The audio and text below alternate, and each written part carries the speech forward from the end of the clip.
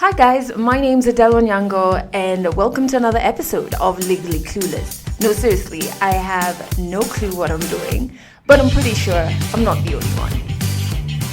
Well, hello, welcome back to another episode. I hope you had a fantastic week last week. I was so happy to finally be home. I have never had such severe homesickness. I got back on Monday and I was trying to get ahead of the jet lag, so got back to Nairobi, was so happy. Like, I've never been that happy in traffic. I was just like, yes, this is the chaos that I live for all the time. So I got home, I was trying to get ahead of the jet lag, so I immediately started doing errands. I'd broken a nail in my airport shenanigans, got my nail fixed, recorded stories for 100 African Stories, got home, started editing stories. Like, I just kept busy until about 8 p.m. because I was trying to force myself to get back to my normal sleeping routine. So I think it kind of works. I wasn't away for so long, but I didn't suffer such bad jet lag. Last week, I also went back to swimming. So for those of you who don't know, I've always loved swimming and I swam competitively from primary school, high school, and a bit in campus. And my husband's the same as well. That's how we actually met. So I was in an all-girls school. He was in an all-boys school. And so we were like sister-brother school. So I don't know what you call it. Back in the day, like in primary school, when we'd go for swimming galas in Mombasa, which is about 6 hours on road away from Nairobi where we stay. His school and my school would go in the same bus and stuff like that. Yeah, so we met eons ago in primary school, but we're not even friends then. We just knew because he was really good, and so I'm like, yeah, he had records and blah blah blah, but we weren't we were in primary school, damn it. Anyway, so where was I going with the story? Yes, I've always loved swimming. In 2017, I went back to swimming. And it was emotional for me because, as I've mentioned in other podcasts, I've been very self-aware of my scars. And my scars from eczema, my scars from getting raped.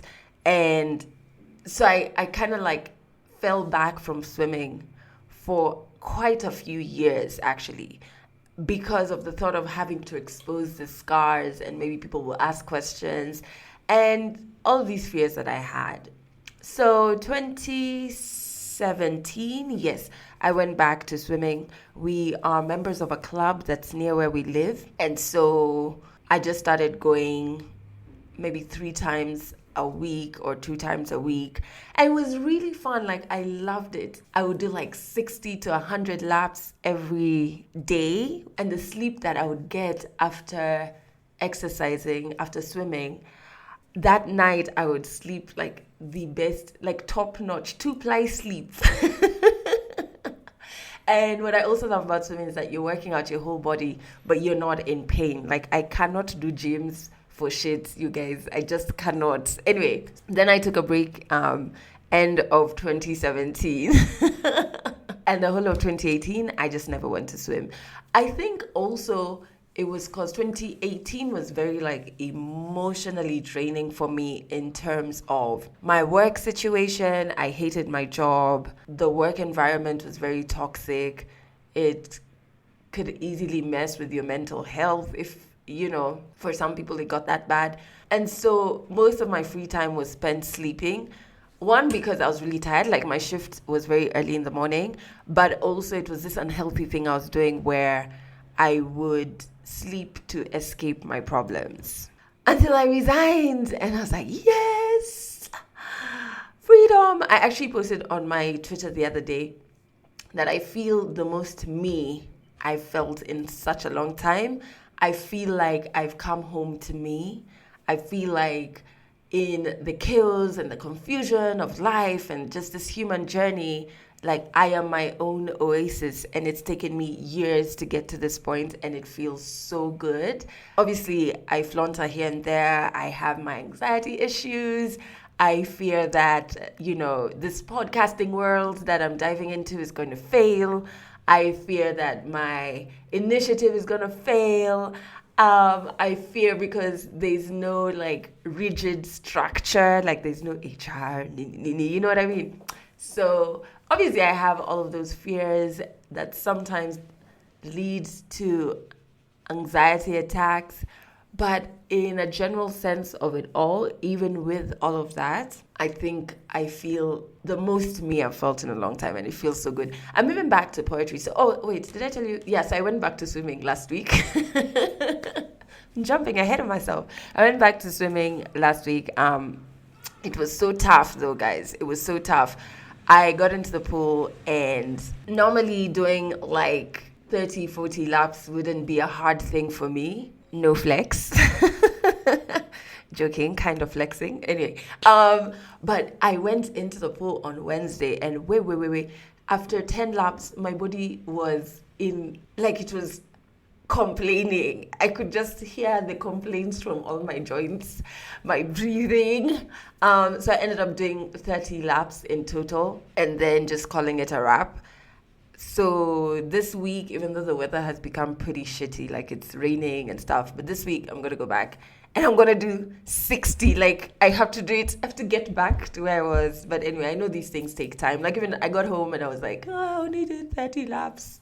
I am now unfit. And my husband is like, it takes time like to get your body back. So just, give yourself time, pace yourself. So even this week, if I don't do the 60, it's all good.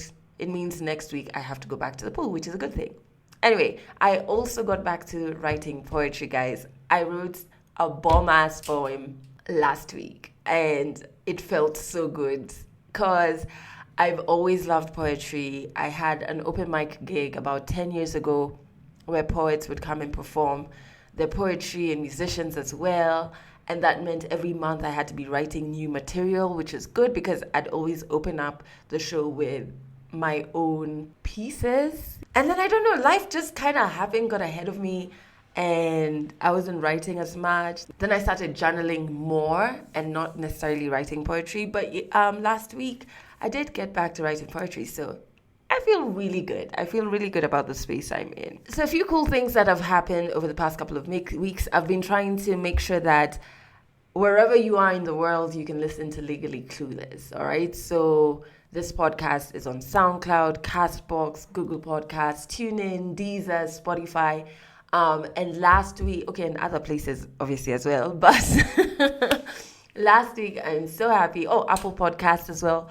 But when I first landed in New York, one of the billboards I saw was for iHeartRadio. Now they have a podcasting platform, and the distributor that I work with for my podcast had just that week was just applying to have Legally Clueless on iHeartRadio. So I took a little video of the billboard, just like, oh my God. And the billboard actually, and it was an electronic billboard, but the message keeps changing. But the message that was there in the moment that I was seeing it was America's #1 podcast something. And I was just like, what? How is this the first billboard I'm seeing when I touch down in New York? Took a short video and then was like, I pray my podcast makes it on. We're now on iHeartRadio, which is really, really fantastic. It means, we can have a lot more people listening to African stories and a lot more people understanding that it's okay to be human, which really is the ethos of this podcast. It's just like, we all don't really know where we're going. We're winging it. And that's absolutely okay. Like, don't feel pressure or feel like you're failing at this life thing.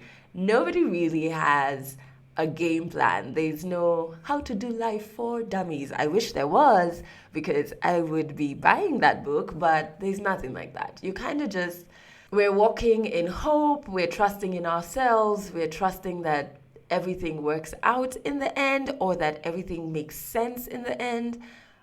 But we all just really don't know for sure. So this week on 100 African Stories, the story is definitely hilarious here and there for sure, but I think even the bigger picture for it is like when you look back in your life, especially in your dating, the chapter that deals with your dating history, there are always those things you look back and you're like, what the heck was I thinking?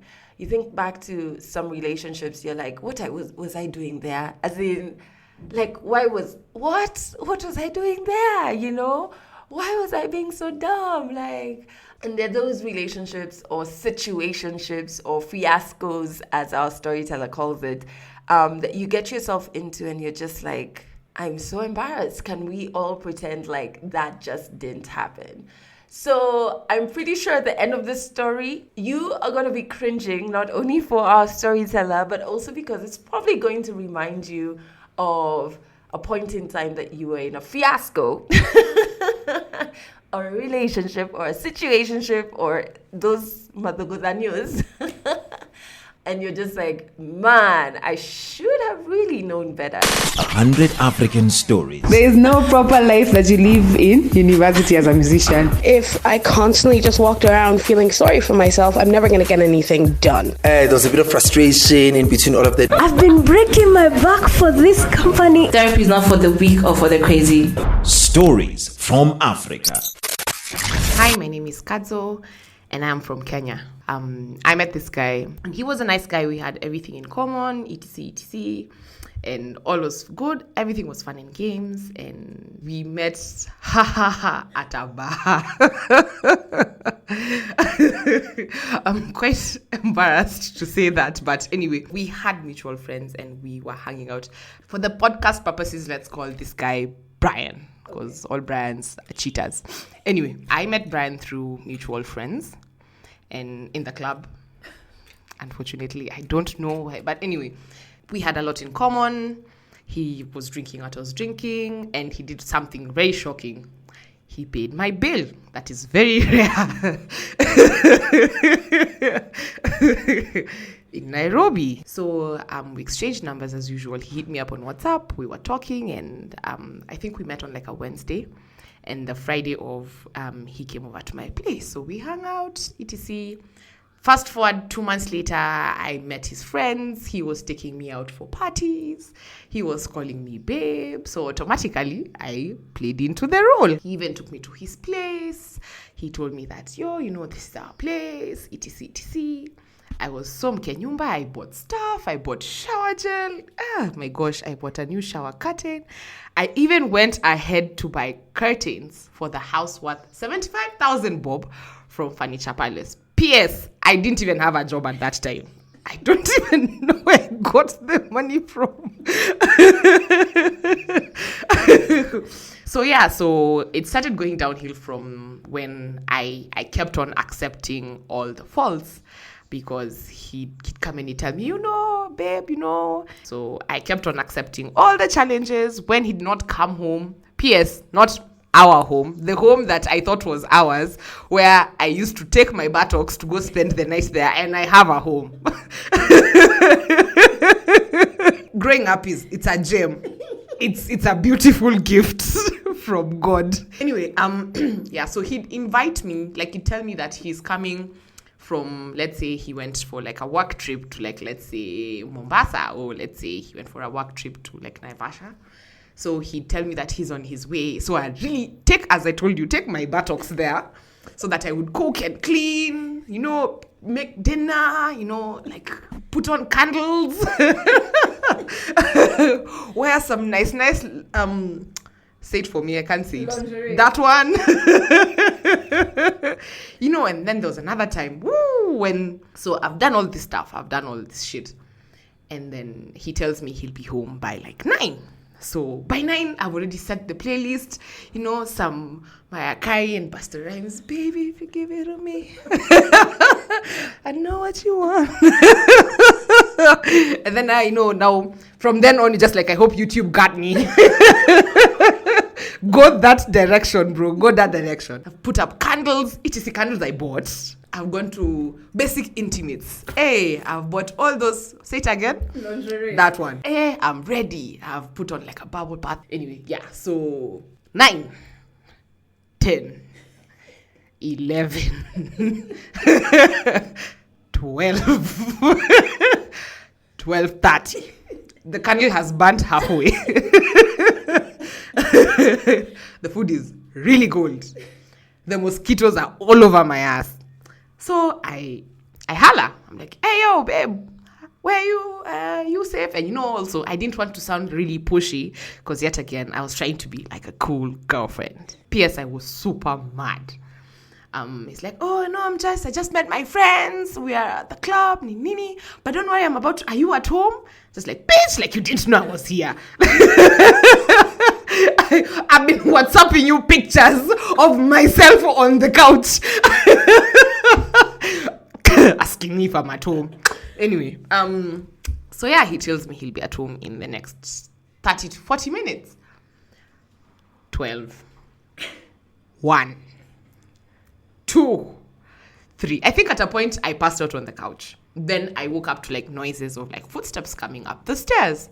So I was just like, yeah, put on back the nini, started again, baby, if you give it to me.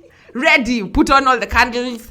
And I think I'd put some like petals like on the floor. Oh my God, growth is such a beautiful thing. Yeah. So when the footsteps get closer to the door, I realized that the voices are more than one. So I pause, trying to listen. Can you believe that this guy came home with his friends? So now when he starts opening the door, I hear like 4 or 5 more voices. There I am trying to sweep up the petals, blow off the candles. Yo, like everything. Hey. He calls me, so like pretend like I was in bed because I'd like left the key at the door, so he couldn't open. Because I'd planned a whole... Anyway, that's another story. So yeah, I go grab a gown. Actually, I think I grabbed like a t-shirt. At that point, I was so pissed. I'd done my full makeup, lash. Oh God. Anyway, growth is a beautiful thing. I can open the door. Do you know what these 3 friends proceed to do so? He and I think they came like a bottle or something. So they sit on the couch, etc. And then one of the friends asks him, hey, it smells fancy in here. Kwani, what were you doing? Then he's like, I don't know. Hey, babe, what are you doing? Nini. Kumbe, those are my expensive candles that I was burning over there so that we can set the mood. But anyway, his friends ask, yo, Kwanza, is there food? He goes to the kitchen. Can you believe this nurse served his friends the food I had cooked him? By the way, I had not even eaten.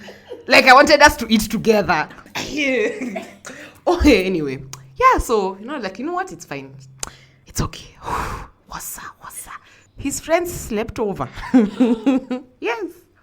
So he continued drinking with them, etc. So he came to bed at around 6 in the morning. By that time, I was just done. I'd slept. Let's fast forward. Long story short, how this tragic romance of mine ended. One day, we were at the club and, everything is irate. The drinks have checked in. And then I got that Lou, come back, he's not on the table. So I look to my left. I see him at the bar counter. And he's buying drinks for this other girl. I'm like, okay, cool. They might be friends. Then I see his hand walking. Walking. He touches her waist. Then he goes down slowly to the hips. P.S. I am in front view of this man. Like, there's no one blocking us. Like, so I'm just like, what do I do? Do I approach? I'm still trying to be the cool girlfriend, You know what? My dignity is more important. So I go to the bar and I'm like, hey, yo, who's your friend? And the chick asks me the same thing. Hey, Brian, who's your friend? And then I'm just like, no, I'm not his friend. And then he tells me, hey, this is my friend, Kadzo. Kadzo, meet my friend. So let's say Julia. Julia. So I'm like, friend?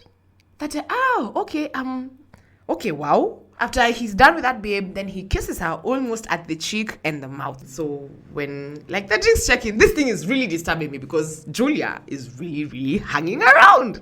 She's dancing with him. So I decide to confront him and I tell him, yo, Brian, why are you acting like you're not with your babe? Like, why are you acting like you're here all single? And you know what he told me? He told me, whoa, Kadzo, since when did you become my girlfriend? And I'm like, what? It's like, yo, the last time I thought we were hanging out, I had bought this guy 75,000 bob curtains. And you wanna tell me we're just hanging out? And I was like, okay, so you think all these things I've been doing for you, I was doing from the goodness of my heart? And he tells me, yeah, Amma. I think I was confused for about 2 days. Like, I don't think I even slept. Like, I think I went through like the stages of grief, but you'll have to add like one more stage because I think I experienced a stage called hallucination. Just like, what? Amma, I'm dreaming. Because I was just like, Amma, I've been dreaming for all these months. Amma, hey, Amma, hey God, I'm done. Just wake me up now. It's okay. The dream is over. I get it. Ha ha. Funny joke. Ha ha ha. Now we can wake up. Brian had the audacity.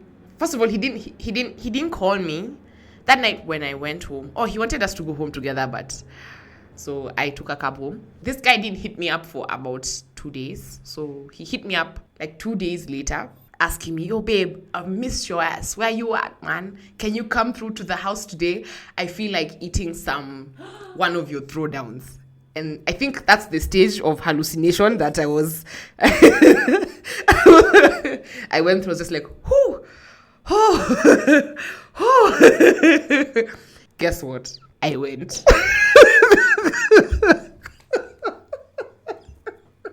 I went. I justified in quotes my trip there, telling myself that I'm seeking answers. Like I'm going there. Like I think I prepared like a whole speech in my head. I said like I'd even also prepared like my entry, like what I'm gonna. I don't know why. For some reason, I'd worn red panties and a red bra. I don't even.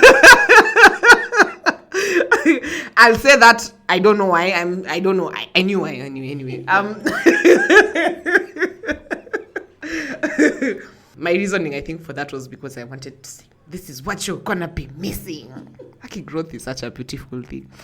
Anyway, so I prepared my whole speech, my entry. I go to his place. The guy wasn't there. He left me the key. The gate. Oh man, you know, I'm telling this story, I'm literally laughing at myself. So I picked the key from the gate. I let myself in. Then I texted him, yo, I'm at your house, where you at? And he tells me, oh, I had run for a meeting, I'll be back soon, I'll be back shortly, give me about 2 hours.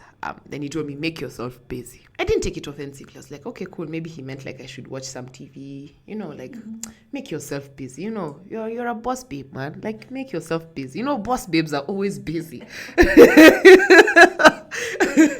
Down. I would say in my defense, I was trying to keep busy, so I cooked.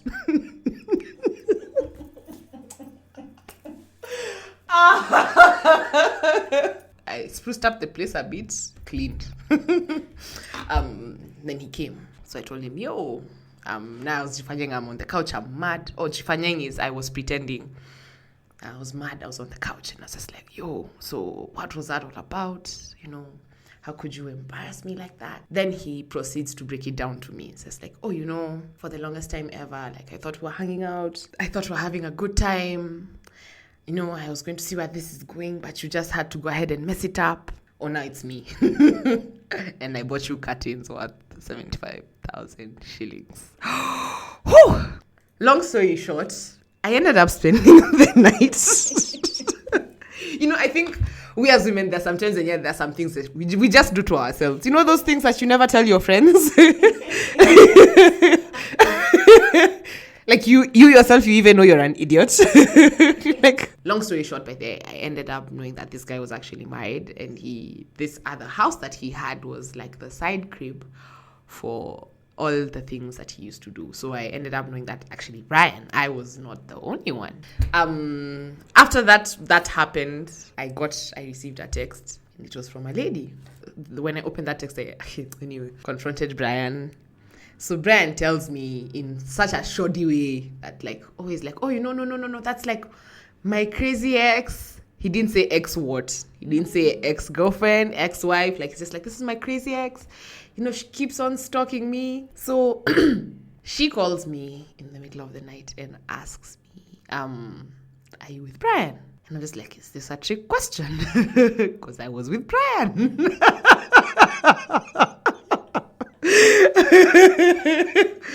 So she tells me, please tell Brian to pick up his calls. There's something, I think, in the house that had gone amiss. And I guess it was either like his relatives had come. I don't know. There was something in the house that had gone amiss. So she's like, please tell him to pick up his calls. It's very serious. And when he's done with you, please tell him to come home. So I was like, home? Home? There's another home. Okay, Brian, let's see what you got next. It was around 11. We'd smoked some weed. Then I don't do that anymore. Hey, drugs are illegal. I mean, you know how that goes when you smoke up, you're in your fields, things happen, and now you're asleep. So I decided I'll do it in the morning. So when he woke up, P.S. I was jobless, so that's why I'm so active. I'm really, really active. So I woke him up, and I asked him, there's this lady who called me. She was the one who texted me before. Who's this? And he just casually drops it, like, oh, no, that's my wife. Then he wakes up to dress. I'm just like, hold on. Oh, hallucinations. And then he's like, I didn't tell you. Oh yeah, like, no, we're not together now, but like we're a bit strained.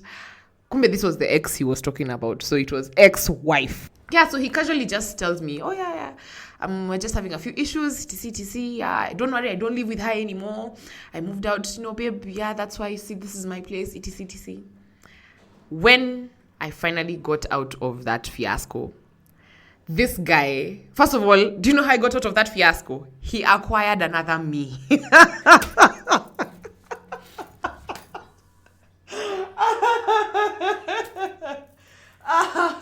So we went like on a break. P.S. I was very faithful to this man.